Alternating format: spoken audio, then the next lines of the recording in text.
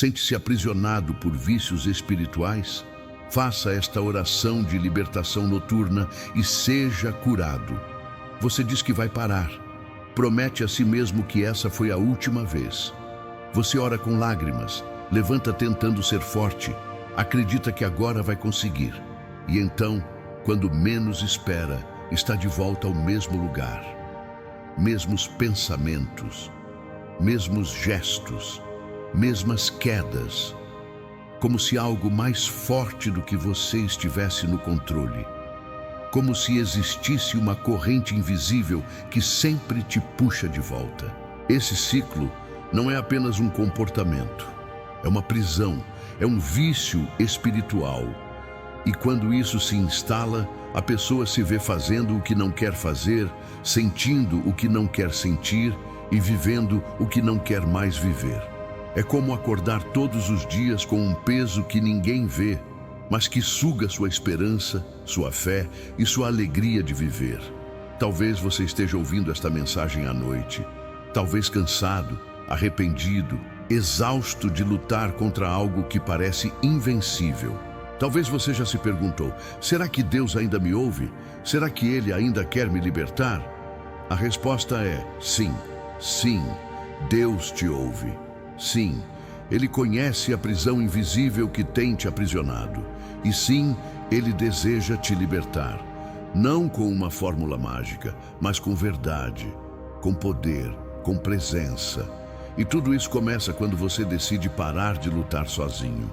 Hoje, vamos caminhar juntos por uma jornada de confronto e cura. Não apenas com uma oração emocional, mas com verdades que têm o poder de restaurar sua mente e seu espírito. Este vídeo não é apenas para te consolar, é para te acordar, te ativar, te preparar para viver algo que você achou que já tinha perdido: liberdade. Ao longo dos próximos minutos, você será guiado em uma jornada de entendimento espiritual, confronto de mentiras e declarações de fé. E no final, você fará uma oração não só com palavras, mas com entendimento, com autoridade e com fé. Você não vai mais apenas tentar parar. Você vai começar a ser livre. Você não está sozinho. Jesus também foi tentado. A sensação de aprisionamento espiritual se alimenta da ideia de isolamento. A mente diz: você é fraco demais. Ninguém entende o que você sente. Nenhum cristão verdadeiro passaria por isso. Mas essa é a primeira mentira que precisamos derrubar. A palavra de Deus nos mostra algo poderoso e muitas vezes esquecido. Em Hebreus 4:15 está escrito: porque não temos um sumo sacerdote que não possa compadecer-se das nossas fraquezas, mas sim um que, como nós, em tudo foi tentado, porém sem pecado. Jesus foi tentado. Sim, o Filho de Deus, santo, perfeito. Ele enfrentou tentações reais. O inimigo ofereceu glória, poder, atalhos e satisfação. Ele conheceu o cansaço, o abandono, a pressão emocional. Ele sabe o que é lutar contra a voz da carne. Ele sabe o que é estar num deserto sem ninguém por perto, com sede, fome e pressão espiritual esmagadora. E mesmo assim, permaneceu. Ele venceu. E agora está ao seu lado para te ajudar a vencer também. Você não está sozinho nessa guerra.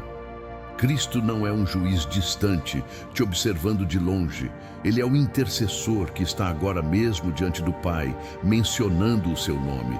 Ele não está apontando o dedo, ele está estendendo a mão. Não se compare com outros crentes. Não se culpe por não ser forte o suficiente. Todos têm sua batalha invisível. O que te define não é a tentação que você enfrenta, mas o Deus a quem você escolhe recorrer quando está fraco. Ao reconhecer isso, você já deu o primeiro passo rumo à libertação. Porque quando você entende que Jesus está com você na batalha, a vergonha perde força. E onde a vergonha é quebrada, a liberdade começa. A mentira que sustenta o vício. O vício espiritual não começa com o ato, ele começa com uma mentira. Sempre há uma semente que se instala no pensamento antes que a corrente se forme.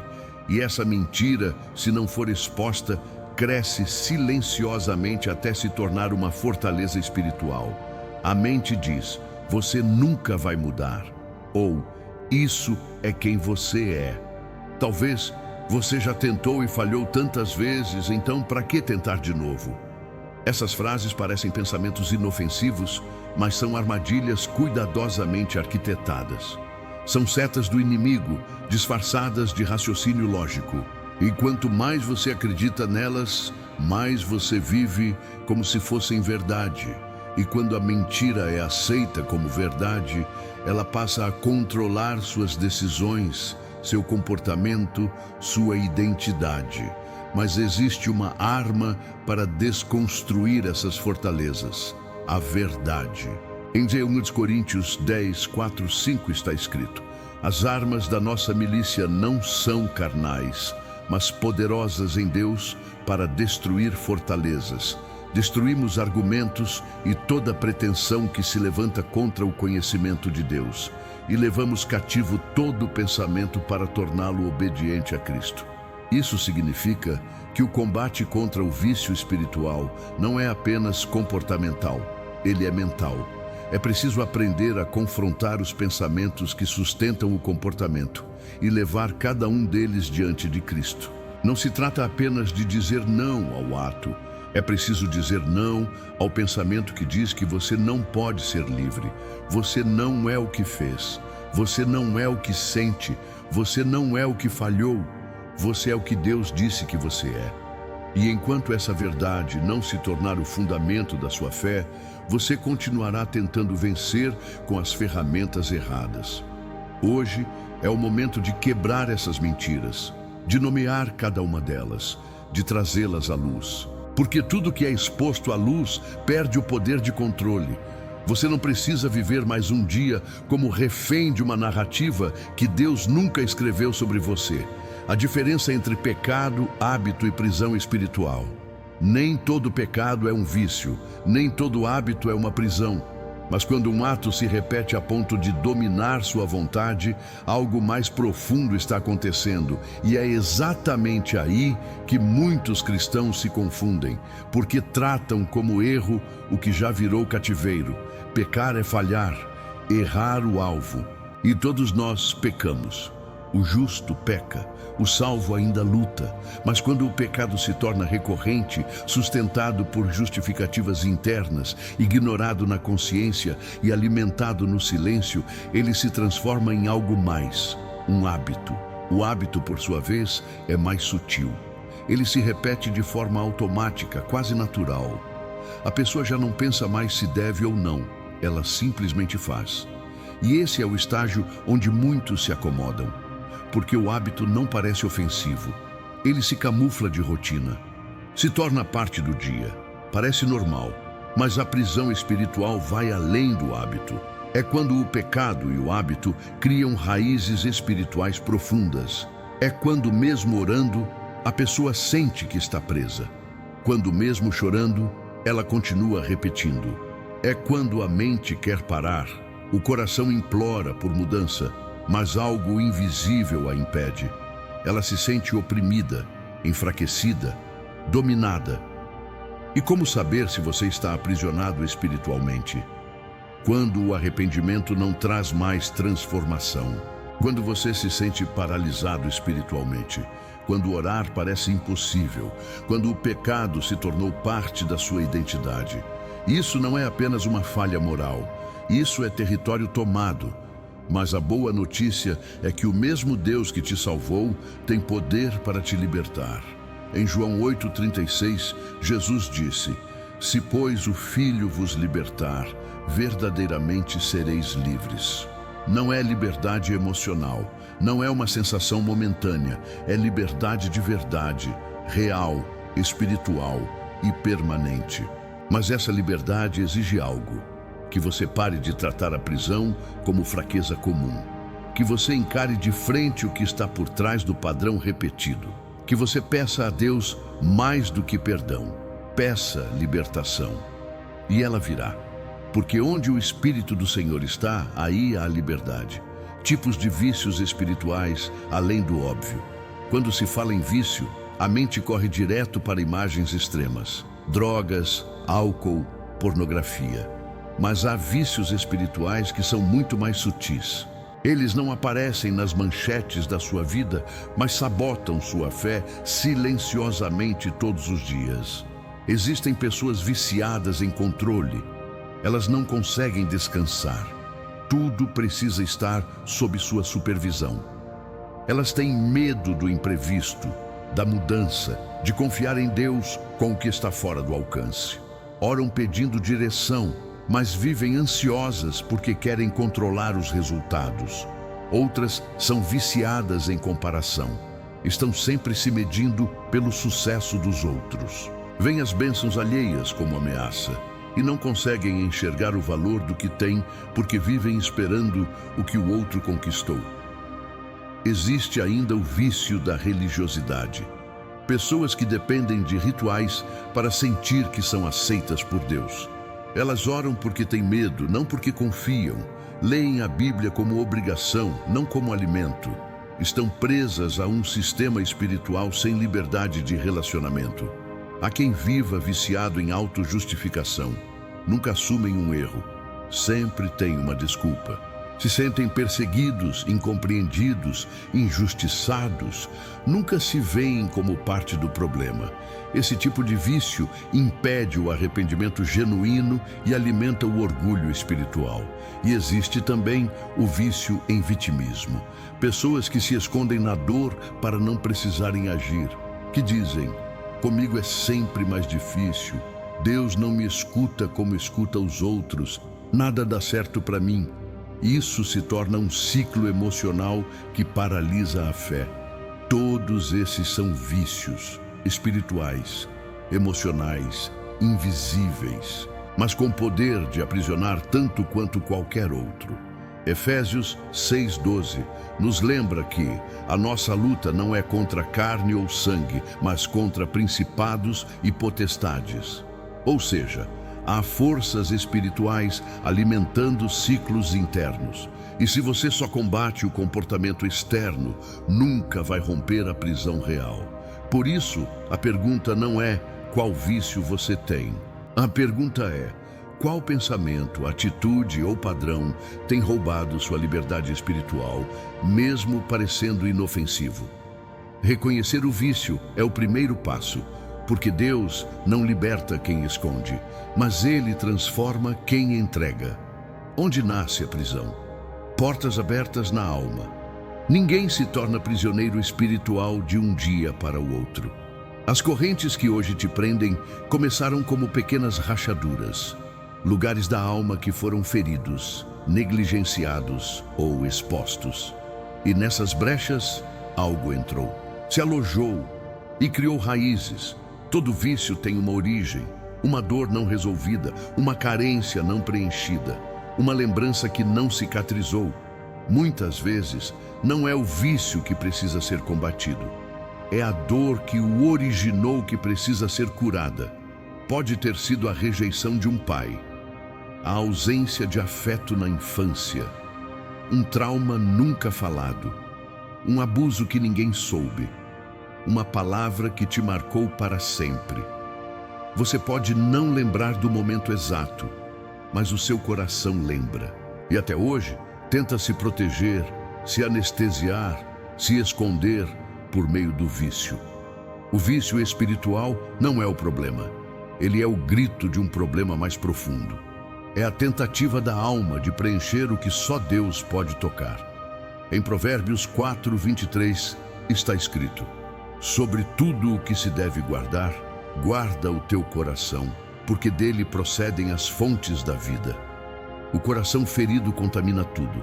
E enquanto não houver cura para essas feridas, os comportamentos errados continuarão brotando, como ervas daninhas. E sabe qual é o maior perigo? É que essas feridas viram portas espirituais abertas para que o inimigo tenha acesso. Ele não entra onde há luz, verdade e perdão. Ele entra onde há escuridão, mentira e mágoa. E ele é sutil. Ele não precisa destruir você de uma vez. Ele só precisa manter essa porta entreaberta.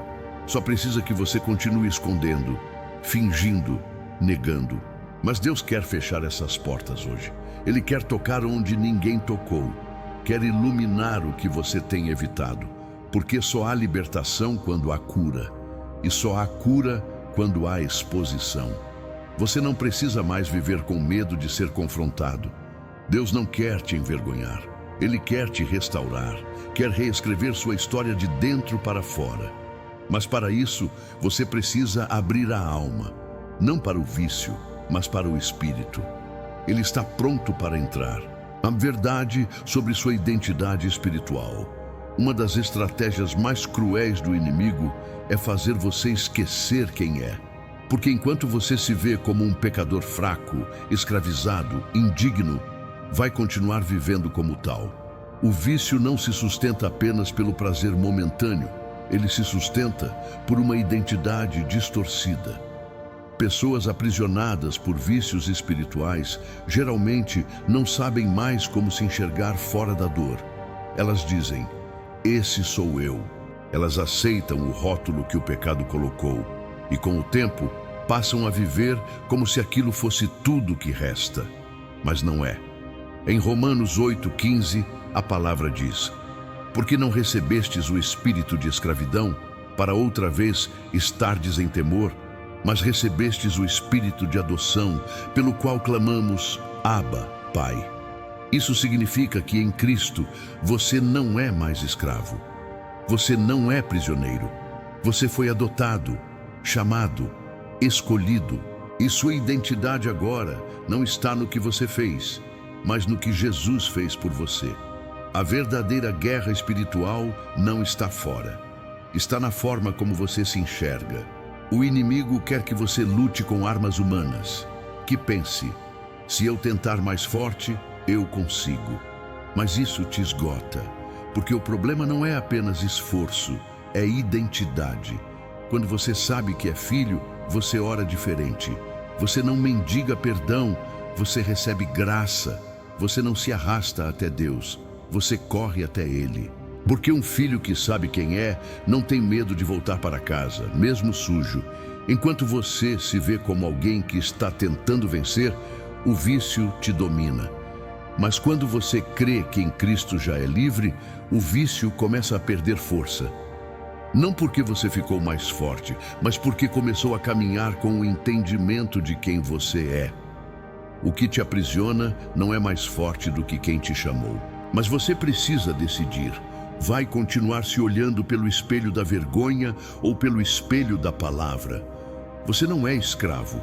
Você é filho. Você não é a queda. Você é a promessa. Você não é o erro. Você é a redenção. E a sua libertação começa quando essa verdade se torna maior do que qualquer mentira que você acreditou até agora. Por que orações soltas não quebram correntes? Muitos oram, choram, clamam, mas continuam presos. E não porque Deus não escuta, mas porque a oração que quebra correntes não é feita apenas de palavras bonitas. Ela é feita com alinhamento, é feita com verdade, com autoridade, com entrega. Há quem diga, eu já orei por isso tantas vezes e nada mudou. Mas será que essas orações foram orações espirituais ou apenas desabafos emocionais? Orar não é despejar tristeza diante de Deus esperando um milagre automático. Orar é se posicionar com entendimento. É confrontar mentiras com a verdade. É entrar em guerra sabendo quem você é e quem está com você. Tiago 5,16 nos ensina. A oração eficaz e fervorosa do justo pode muito em seus efeitos. Não é qualquer oração, é a eficaz, é a fervorosa, é a do justo. Não justo por mérito próprio, mas justo porque está debaixo da graça. Oração sem arrependimento é discurso, oração sem renúncia é repetição, oração sem posicionamento é barulho. Correntes não se rompem com orações vazias. Correntes se rompem com oração guiada pelo Espírito, com coração rasgado diante de Deus, com autoridade espiritual baseada na palavra. É preciso orar com convicção, declarar com fé, enfrentar o vício como quem enfrenta um inimigo real. O inferno não respeita gritos, emoções ou intensidade. Ele respeita a autoridade espiritual. E a autoridade não se finge, ela se constrói no secreto, ela é alimentada pela verdade. Ela cresce quando a oração não é mais um hábito religioso, mas um encontro de guerra. Se suas orações não têm quebrado as correntes, talvez seja a hora de orar de forma diferente. Talvez seja a hora de parar de apenas pedir para ser livre e começar a declarar sua liberdade. De parar de apenas reclamar da luta e começar a lutar com as armas certas. Deus não quer suas palavras decoradas, Ele quer sua rendição real. Porque é no lugar de rendição que a oração se torna espada. É ali que o clamor se transforma em libertação. E você vai orar assim hoje. A prática da oração guiada. Como orar por libertação. Existe uma maneira de orar que transforma, que não apenas alivia o peso do momento, mas quebra ciclos antigos. A oração guiada, quando feita com entendimento espiritual, não é apenas um hábito, é um ato de guerra. Orar por libertação exige mais do que emoção, exige estrutura, fé ativa e verdade declarada. Porque oração eficaz não é medida pelo volume da voz, mas pela autoridade com que a verdade é proclamada. Você não precisa saber todas as palavras certas, mas precisa ter um coração disposto e uma mente firme na palavra. E para te ajudar a orar com profundidade, aqui está uma forma simples, mas poderosa, de estrutura espiritual para uma oração de libertação real. Primeiro, comece com reconhecimento. Reconheça diante de Deus o que está te prendendo. Dê nome, não esconda. Traga à luz, exponha com sinceridade. Diga: Senhor, esta é a área da minha vida onde estou preso. Eu reconheço minha fraqueza. Eu reconheço que sozinho não consigo. Esse é o momento em que a máscara cai e a alma começa a ser tocada. Depois, declare arrependimento. Não o arrependimento superficial, mas aquele que vem do coração. Arrependimento que gera mudança, que gera confronto, que gera transformação. Diga com fé: Senhor, eu me arrependo, não apenas pelas consequências, mas por ter permitido que algo tomasse o lugar que é teu em mim. Em seguida, entre em renúncia. Renúncia é quando você se posiciona contra aquilo que antes alimentava. É quando você diz: eu rejeito esse vício, eu renuncio essa mentira, eu quebro essa aliança com esse comportamento. Aqui, você não apenas sente, você declara, você se posiciona. Você se separa espiritualmente daquilo que te acorrentava. Depois, faça a declaração de verdade. Pegue versículos da palavra e fale com autoridade. Diga: a palavra diz que se o Filho me libertar, eu sou verdadeiramente livre. A palavra diz que nenhuma arma forjada contra mim prosperará. A palavra diz que eu sou o templo do Espírito Santo. E eu declaro essas verdades sobre mim agora. Por fim, invoque o Espírito Santo. Peça que ele te encha, que ocupe os espaços que antes estavam dominados pelo vício, que fortaleça suas decisões, que alimente sua nova identidade, que caminhe com você no processo diário de permanecer livre. Essa é a prática, essa é a estrutura. E agora que você entende como orar, prepare-se, porque no próximo momento você será guiado palavra por palavra em uma oração que pode iniciar um novo capítulo na sua vida. Oração poderosa de libertação, parte 1. Agora é o momento de parar tudo, de silenciar tudo ao redor, de se desconectar do ruído externo e se voltar completamente para Deus. Este é o instante em que você se coloca diante do Pai, não como alguém perfeito, mas como alguém quebrado, pronto para ser reconstruído. Feche os olhos se puder, respire fundo. Sinta o peso do que você carrega, mas agora escolha entregar isso. Repita em voz audível, mesmo que seja com voz trêmula: Pai, em nome de Jesus, eu me coloco agora diante do teu trono de graça. Eu não venho com justificativas, nem com máscaras. Eu venho como estou, cansado, ferido, envergonhado, mas ainda com esperança, porque sei que o Senhor não rejeita um coração quebrantado. Eu reconheço que tenho vivido preso. Reconheço que há um padrão de pecado, de vício, de pensamento que tem me dominado. Eu reconheço que tentei vencer sozinho e falhei. Eu reconheço que preciso da tua intervenção, da tua presença, do teu toque. Senhor, eu me arrependo, de verdade. Me arrependo não apenas do que faço, mas do que permiti que esse pecado formasse em mim. Me arrependo de ter buscado conforto em lugares errados, de ter escondido o que o Senhor queria curar. Eu confesso diante de ti as áreas da minha vida onde estou aprisionado. E hoje eu não nego mais. Eu trago à luz. Eu expulso das trevas aquilo que me manteve acorrentado. Agora, deixe o Espírito Santo te lembrar do que precisa ser nomeado. Se for vício em pornografia, diga. Se for compulsão emocional, diga. Se for orgulho, religiosidade, dependência emocional, medo, mentira, qualquer que seja a prisão, diga em voz audível. Coloque isso diante do Senhor com clareza. Senhor, aqui está a minha dor, aqui está a minha fraqueza. Eu coloco tudo isso diante do teu altar. Não quero mais me esconder, não quero mais fingir que está tudo bem. Hoje eu escolho me despir do orgulho e vestir o arrependimento. Essa é a primeira parte da oração. O quebrantamento, a confissão, a entrega, é o ponto de partida para tudo que o Espírito vai fazer em seguida.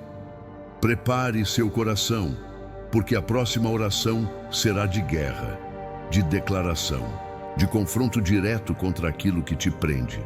Oração poderosa de libertação, parte 2.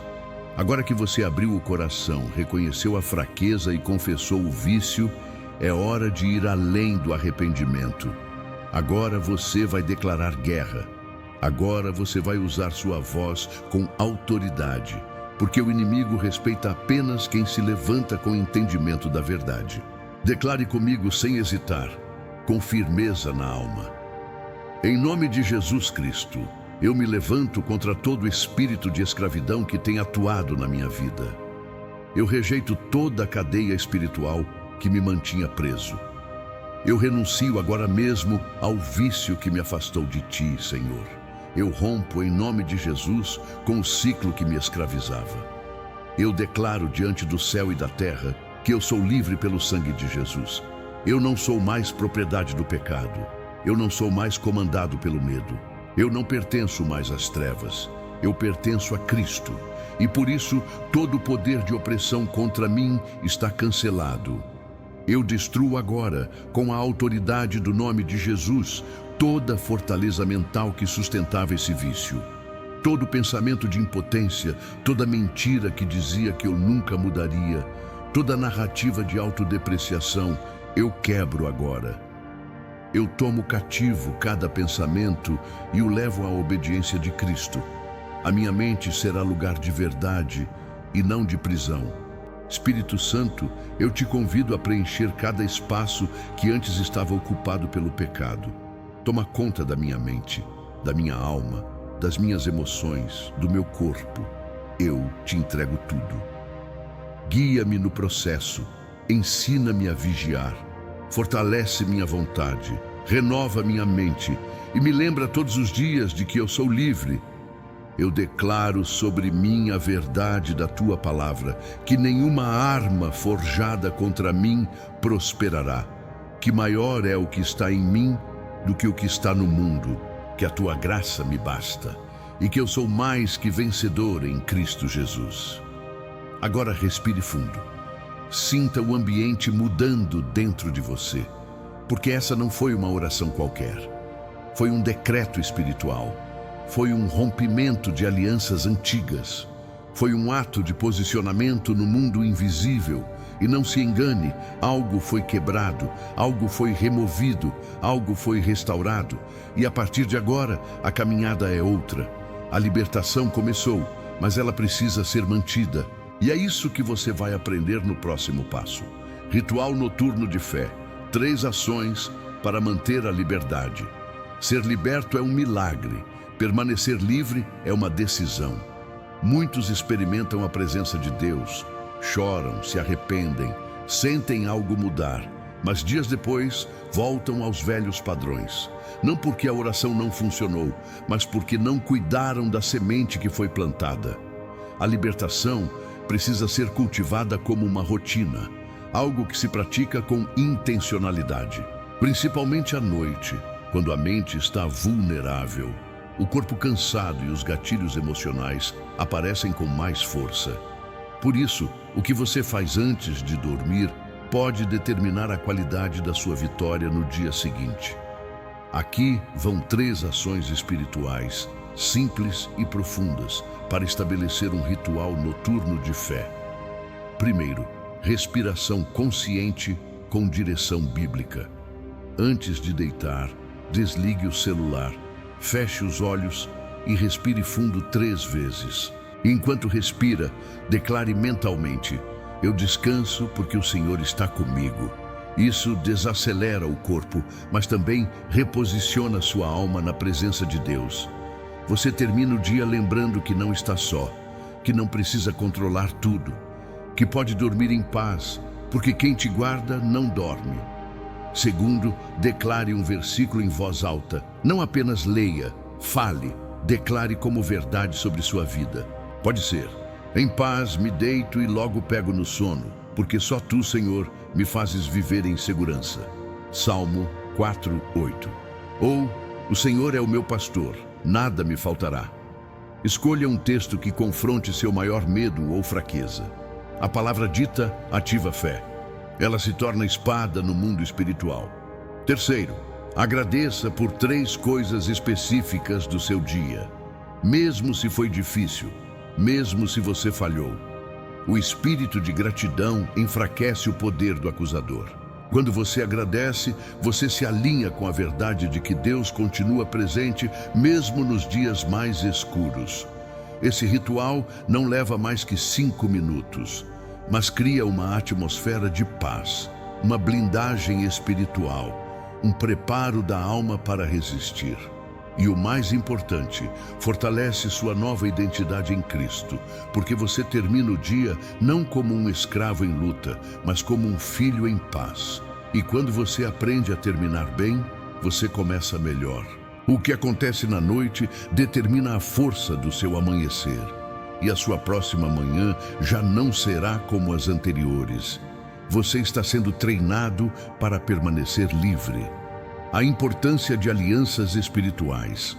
Libertação não foi feita para ser vivida no isolamento. Nenhuma vitória espiritual se sustenta por muito tempo quando a pessoa caminha sozinha. Porque por mais que a presença de Deus seja suficiente, Ele nos criou para viver em corpo, em comunidade, em aliança.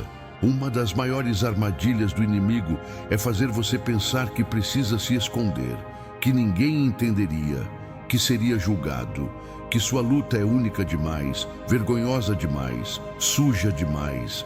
Mas isso é exatamente o que ele quer, te manter no escuro, longe de pessoas que poderiam ser ferramentas de cura. A palavra é clara. Em Tiago 5,16 está escrito: confessai, pois, os vossos pecados uns aos outros e orai uns pelos outros, para que sejais curados.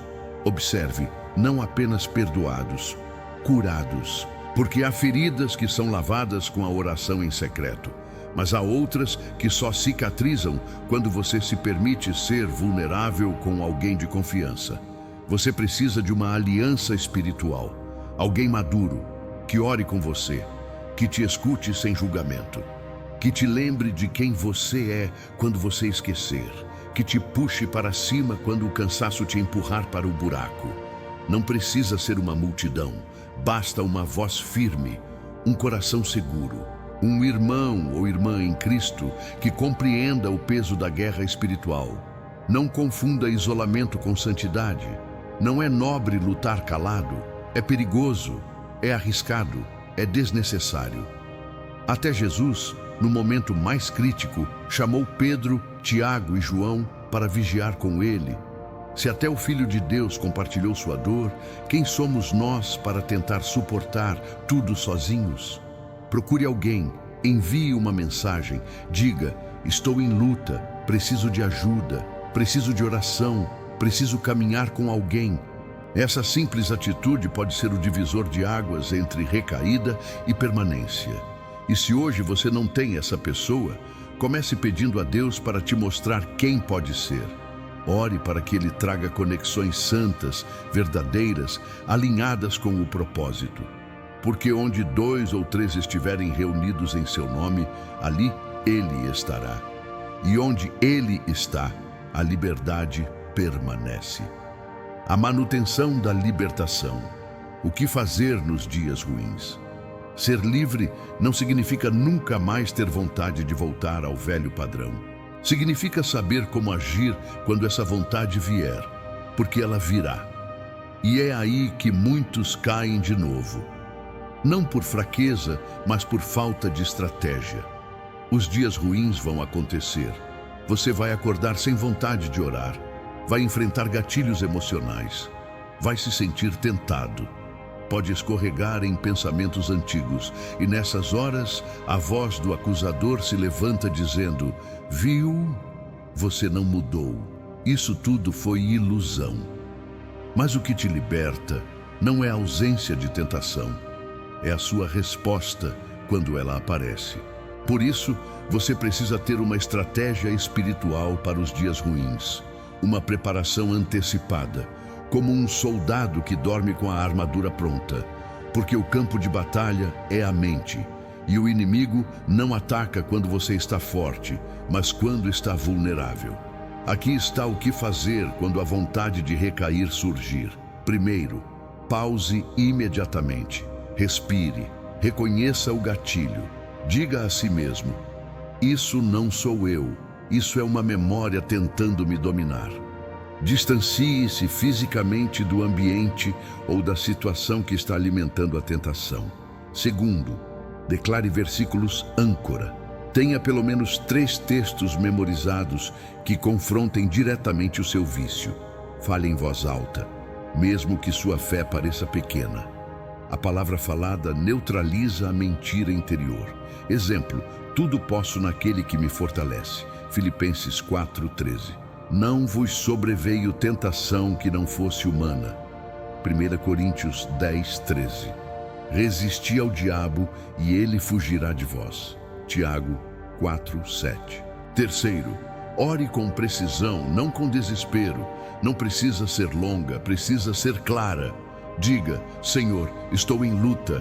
Minha carne quer ceder, mas eu escolho a verdade. Me fortalece agora.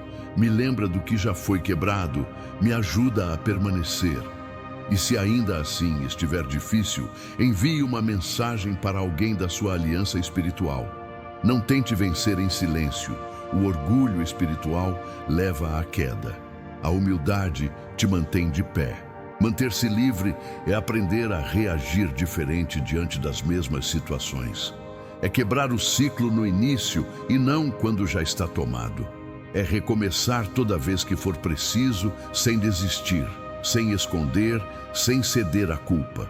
Você está aprendendo a guerrear, e essa constância vai gerar maturidade, vai gerar resistência, vai gerar estabilidade, até o dia em que aquele velho vício não terá mais nenhum poder de atração sobre você.